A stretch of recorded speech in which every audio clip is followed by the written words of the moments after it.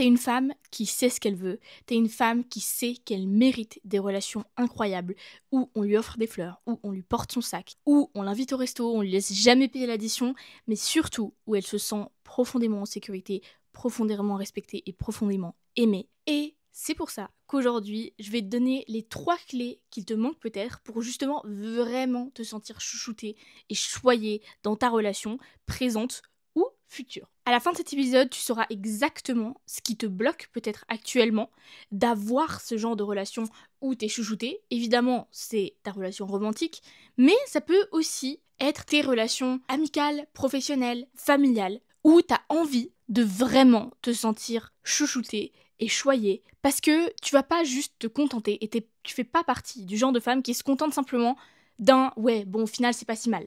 Non, toi, tu cherches l'excellence dans tous les domaines, y compris tes relations. Et la première clé qu'il te manque peut-être pour pouvoir sentir qu'on te traite comme une reine, c'est d'être ouverte à recevoir de l'attention, à recevoir de l'amour, à recevoir des cadeaux, à recevoir des fleurs, à recevoir des compliments. Et je le dis malgré que ça puisse sembler un petit peu évident, parce que pendant très longtemps, personnellement, c'était extrêmement difficile pour moi de recevoir. J'étais gênée, j'avais pas envie d'être redevable. Quand on me faisait un compliment, ma première réaction, c'était soit de le rendre, ça veut dire de dire « Ah, toi aussi », soit de le minimiser, de dire « Ah non, mais c'est rien, c'est juste la lumière qui me rend belle là aujourd'hui ». Et en fait, on se rend compte que petit à petit, ce faisant, et c'était le cas de beaucoup de mes clientes, on repousse cet amour, ces compliments, cette attention que au fond, on a envie de recevoir. Sauf qu'on se sent pas à l'aise de le faire. Je fais cette vidéo aussi parce que mardi dernier, j'ai eu un coaching de groupe avec des clientes et c'était justement sur le thème de recevoir. Et ce qu'on s'est rendu compte, c'est que pour beaucoup d'entre elles, il y avait soit cette peur d'être redevable, donc ça veut dire de comme contracter une dette envers la personne qui va t'offrir quelque chose, et donc de préférer le faire seul. Il y avait aussi cette croyance que si je reçois, ça veut peut-être dire que je suis faible, que je suis pas capable de le faire moi-même, notamment si et quand tu reçois de l'aide. Et pour certaines, il y avait quelque chose de beaucoup plus profond qu'on a travaillé ensemble, qui venait du fait que quand elles étaient plus jeunes, leurs parents, leurs proches, utilisaient le fait qu'elles avaient reçu, c'est-à-dire que pendant tant d'années, étant donné que c'était une enfant, bah forcément on a pris soin d'elle, on lui a offert des cadeaux, on l'a aidée, etc., pour maintenant lui demander des services en retour. Et faire des remarques du style « Après tout ce que j'ai fait pour toi, tu pourrais au moins XXX ». Et donc forcément, ça crée une peur énorme de recevoir dans d'autres types de relations parce qu'on n'a pas envie de rentrer dans des dynamiques de pouvoir où recevoir est ensuite utilisé contre nous. Donc là, j'utilise les exemples de mes propres clientes, mais tu te rends peut-être compte que certains des points que j'ai dit te ressemblent. Et ce qui fait que quand il y a des choses comme ça qui se passent, soit quand on a certaines croyances, qu'on a été peut-être éduqué de manière à beaucoup donner, c'était aussi mon cas, c'est le cas de mes clientes, énormément donner, se sentir très à l'aise à donner, on aime même donner, on aime offrir, mais par contre quand il s'agit de recevoir pour nous, là tout à coup, c'est beaucoup plus compliqué. Ou alors, quand je dis recevoir, c'est recevoir des autres, mais c'est aussi recevoir de soi-même, ça veut dire être généreux avec soi-même, prendre du temps pour soi. Et ça, c'est parfois aussi très difficile. Donc j'aimerais que tu notes les différents éléments là qui te viennent en tête, où tu remarques que tiens, là c'est difficile. C'est difficile de recevoir, il y a peut-être une croyance derrière, il y a peut-être des expériences, des blessures derrière, qui ont fait que petit à petit, t'as mis comme une sorte de barrière autour de toi, ce que j'appelle ton armure, pour te protéger, pour pas qu'on puisse prendre avantage sur toi, pas qu'on puisse retourner le fait de t'avoir offert quelque chose contre toi, pour pas que tu sois redevable, pour pas qu'on te voie comme faible si tu demandes de l'aide ou si on t'offre de l'aide, ce qui maintenant fait que c'est très difficile de recevoir, et c'est donc très difficile de recevoir dans ta relation ou tes relations, alors même que au fond, c'est ce que t'as profondément envie, et je le sais. Parce que toi, ce dont tu rêves, c'est vraiment de quelqu'un qui soit là, qui te comprenne, qui sache même anticiper tes besoins avant même que toi, tu t'en rendes compte. Par exemple, hier, typiquement, c'était mon premier jour de règles, non, mon deuxième, pardon, et mon copain est venu, et à un moment donné, j'étais comme ça, et j'ai dit « Ah, j'ai trop envie de manger du chocolat, mais j'en ai pas, parce que j'avais oublié d'en acheter. » Et il me dit « Moi, j'en ai. » Et il me sort de son sac ma plaque de chocolat préférée. Bref, tout ça pour dire qu'il avait anticipé mon besoin avant même que moi je le sache. Et donc je sais que c'est ce genre de relation dont t'as envie. Où justement, vraiment, on te chouchoute, on prend soin de toi. Sauf que ça, c'est pas possible si t'es pas ouverte, justement, à recevoir. Et pour ce faire, il faut vraiment aller creuser sous la surface et comprendre qu'est-ce qui fait que là, maintenant, actuellement, tu te sens pas à l'aise quand on te fait un compliment, quand on t'offre quelque chose, que ce soit de l'amour, de l'attention, un cadeau ou des fleurs. Ça, c'est le premier point et c'est pour moi la base que je travaille avec toutes mes clientes au début de chaque accompagnement. Le deuxième point et la deuxième clé qui te manque peut-être, c'est d'être au clair sur ce que chouchouter signifie. Ce que j'entends par là, c'est que en fait, tu saches exactement ce que tu désires. C'est-à-dire qu'est-ce que être traité pour une reine signifie pour toi. Parce que peut-être que pour moi, c'est qu'on m'offre des fleurs, c'est qu'on m'amène ma plaque de chocolat préférée le premier jour de mes règles, c'est qu'on m'écoute pendant des heures, des fois parler de ce qui me tracasse. Mais peut-être que pour toi, c'est pas ça. Peut-être que pour toi, c'est d'avoir quelqu'un à t'écouter qui ait les mêmes passions que toi, qui adore aller courir et avec qui tu puisses aller courir et qui t'encourage, etc. C'est peut-être quelqu'un qui va t'amener voyager et travailler pour que toi, tu puisses créer un foyer. Et bref, peu importe en fait. Peu importe ton rêve, il faut que tu sois clair sur ce que chouchouter signifie pour toi. C'est fondamental. Qu'est-ce que tu désires? De quoi est-ce que tu as envie? Et ça, de manière décorrélée à ta relation actuelle si tu en as une. C'est-à-dire que je veux pas que tu penses à ce que lui, il peut t'apporter actuellement. J'aimerais que tu penses à ce que toi, t'as envie au fond. C'est-à-dire le soir quand tu t'endors, juste avant de t'endormir.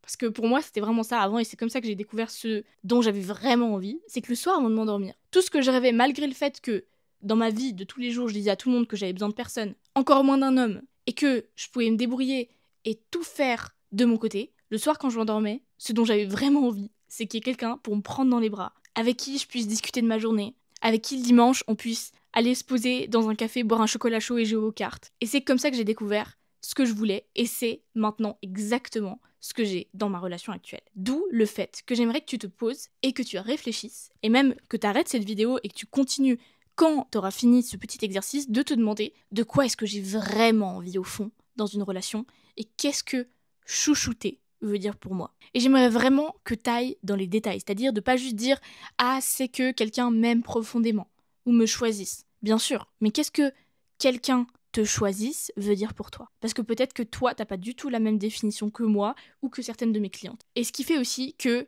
t'auras pas la même définition de ce que chouchouter veut dire pour toi que ce que ça voudra dire pour, par exemple, ton partenaire. Peut-être que ton partenaire, il va avoir une certaine vision de comment est-ce qu'il peut te chouchouter, et toi, c'est pas ta même vision, donc ça veut dire que tu vas pas le ressentir et le recevoir de la même manière. Et surtout, ça va être fondamental pour passer au prochain point. Donc, arrête-toi bien sur celui-là et passe au prochain seulement quand tu auras répondu et quand tu es clair sur cette question de qu'est-ce que chouchouter veut dire pour moi spécifiquement. Très bien. Et maintenant, on va passer à la troisième et dernière clé, qui est, franchement, pour moi, un élément qui n'est pas du tout mis assez en avant et qui est même souvent totalement négligé, ce qui amène à se dire qu'il y a un problème dans la relation, que peut-être que cette personne n'est pas faite pour toi, alors même que si tu n'as pas fait ce dernier point, tu peux pas prendre de telles conclusions. Tu ne peux tout simplement pas, parce que ce sera arbitraire et injuste, et pour toi, et pour l'autre personne. Ce dernier point, c'est celui d'exprimer tes désirs, d'exprimer ce que chouchouter veut dire pour toi, d'exprimer ce dont tu as envie,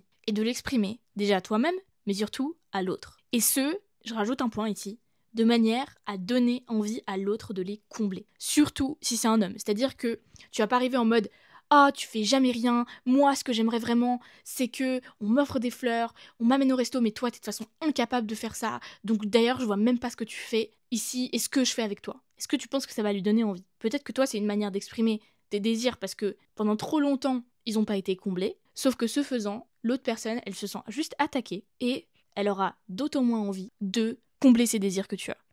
Donc, pour ce faire, la manière la plus efficace pour moi, c'est tout d'abord d'être évidemment clair avec toi-même et de t'être exprimé à toi tes propres désirs. Ça veut dire d'assumer que peut-être t'as envie d'être invité au resto et de pas toujours faire 50-50. D'assumer que peut-être t'as envie que ce soit lui qui travaille et que toi, tu prennes soin du foyer. Ça fait pas de toi quelqu'un de moins ou une femme moins indépendante ou quoi que ce soit. D'assumer au contraire que peut-être c'est toi qui as envie de travailler et que tu te sens bien dans ce rôle et que du coup, t'as envie que quand tu rentres à la maison, on prenne soin de toi, on te chouchoute parce que toute la journée, t'as travaillé dur, par exemple. Et pour ce faire, c'est extrêmement important de les exprimer à l'autre personne de manière à ce qu'il ait envie de les combler. Et donc, ce que je trouve personnellement le plus efficace, c'est de relever tout d'abord les points, si t'es actuellement dans une relation déjà, qui vont bien et qui te font du bien et que tu apprécies. C'est-à-dire de montrer vraiment de la reconnaissance pour ça. Donc, par exemple, merci de faire la vaisselle le soir quand j'arrive et que je suis fatiguée, parce que honnêtement ça me fait vraiment me sentir comme si j'avais un poids en moins, comme si vraiment je pouvais me reposer et que je sais que toi tu vas prendre soin et de moi et de la vaisselle. J'apprécie quand, justement, tu m'achètes ma plaque de chocolat préférée sans que je te le demande parce que tu sais que j'ai mes règles. Donc voilà, tu listes ce pourquoi tu es déjà reconnaissante maintenant. Et ensuite, tu dis, et je me suis rendu compte aussi que j'adorerais, ça me ferait trop plaisir, que, par exemple, parfois on aille au resto ou que de temps en temps tu m'offres des fleurs. Et donc, en fait, c'est vraiment cet aspect de d'abord souligner ce qui va bien, ce qui est positif, puis d'ajouter un désir que tu as envie de voir être comblé. Et de ce fait de vraiment montrer à ton partenaire que déjà tu remarques ses efforts actuels et que deuxièmement, tu es prête à communiquer sur ce dont tu as besoin, que peut-être il sait pas. Peut-être qu'il n'est pas au courant que toi, t'adores les fleurs et qu'en fait, t'as envie qu'on t'offre des fleurs. Mais toi, tu pars du principe qu'il devrait savoir. C'est logique. Mais peut-être que ça l'est pas, et tant que tu l'as pas exprimé, tu peux pas te plaindre que ce soit pas le cas. Et tu vas voir que rien que d'exprimer ce désir-là que t'as, ça va déjà te faire sentir tellement plus écoutée, tellement plus comprise, parce que probablement qu'il va dire « Ah mais bien sûr !» Du moment qu'il sait quoi faire pour te combler, il y a très peu de chances qu'il le fasse pas, et s'il le fait pas, c'est là vraiment que tu peux te poser des questions et peut-être te demander qu'est-ce qui fait qu'il n'a pas envie de le faire ou que volontairement il le fait pas. Donc je trouve que exprimer tes désirs, c'est vraiment le meilleur moyen. Premièrement, que ces désirs soient comblés et donc que tu te sentes chouchoutée, choyée, comprise, etc. Mais deuxièmement, de distinguer les red flags des green flags, entre guillemets. Je déteste cette conversation de green flag et red flag parce que très souvent, justement, il manque cet élément de clarté de notre côté, du côté de la femme qui décide est-ce que lui c'est un green flag ou un red flag, sans même avoir exprimé ce dont on a besoin. Tu peux pas lui en vouloir de pas t'offrir des fleurs toutes les semaines si lui-même n'en a aucune idée que t'en as envie et que ça te ferait plaisir. Il peut pas savoir quel chocolat t'apporter si il sait pas quel est ton chocolat préféré et que t'apprécies manger du chocolat quand t'as tes règles. Tandis que du moment qu'il le sait, c'est une situation win-win parce que d'un côté, toi, tu te sens comblé, chouchouté, choyé, et d'un autre côté, lui, il sait exactement quoi faire pour que ce soit le cas, et du coup, ça simplifie énormément, les conversations, parce que t'auras plus besoin de faire des petites remarques passives-agressives sur « Ah, mais t'aurais peut-être pu acheter du chocolat, tu sais bien que c'est mon premier jour de règles », et troisièmement, ça approfondit énormément la relation. Et ça fait qu'à long terme, tu crées une relation qui est ultra épanouissante, qui dure dans le temps et qui devient vraiment ta safe place. Là où tu peux t'exprimer, là où tu te sens toi-même, là où tu te sens profondément aimé, choyé et chouchouté. Mais encore une fois, pour le faire, il faut premièrement pouvoir recevoir ces attentions, deuxièmement, savoir qu'est-ce que ça veut dire chouchouter pour toi, et troisièmement, l'exprimer à l'autre. Voilà les 3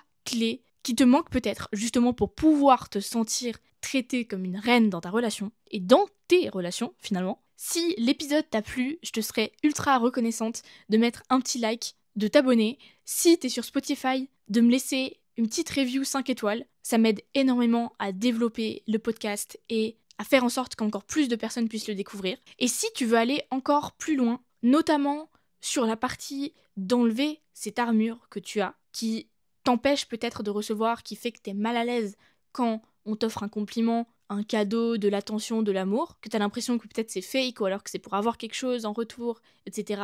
Et que t'as vraiment envie de développer cette réceptivité, cette capacité à recevoir justement pour pouvoir te sentir ultra bien désiré, chouchouté dans ta relation, je t'invite à rejoindre une masterclass gratuite que j'ai filmée où je t'explique spécifiquement comment est-ce que tu peux incarner davantage de cette énergie peut-être plus féminine de réceptivité justement quand toute ta vie peut-être t'as jamais été considérée vraiment comme féminine, toi-même tu t'es jamais considérée comme féminine, et deuxièmement t'as beaucoup de peine à recevoir, que ce soit encore une fois des cadeaux, de l'attention ou quoi que ce soit d'autre. Dans cette masterclass je t'explique exactement ce qui bloque précisément et comment est-ce que tu peux commencer à inverser ça pour pouvoir, premièrement, te sentir ultra bien dans ton corps, ultra confiante, sans aucun changement physique, je précise, ça veut dire te regarder dans le miroir, te trouver absolument incroyable, sans pour autant avoir fait quelconque transformation physique, sans être allé à la salle ou avoir changé d'alimentation. Et deuxièmement, pour pouvoir créer ce genre de relation où tu es traitée comme une reine et où tu te sens incroyablement bien. Tu trouveras le lien dans la description. Et moi, je te dis à très bientôt pour un prochain épisode.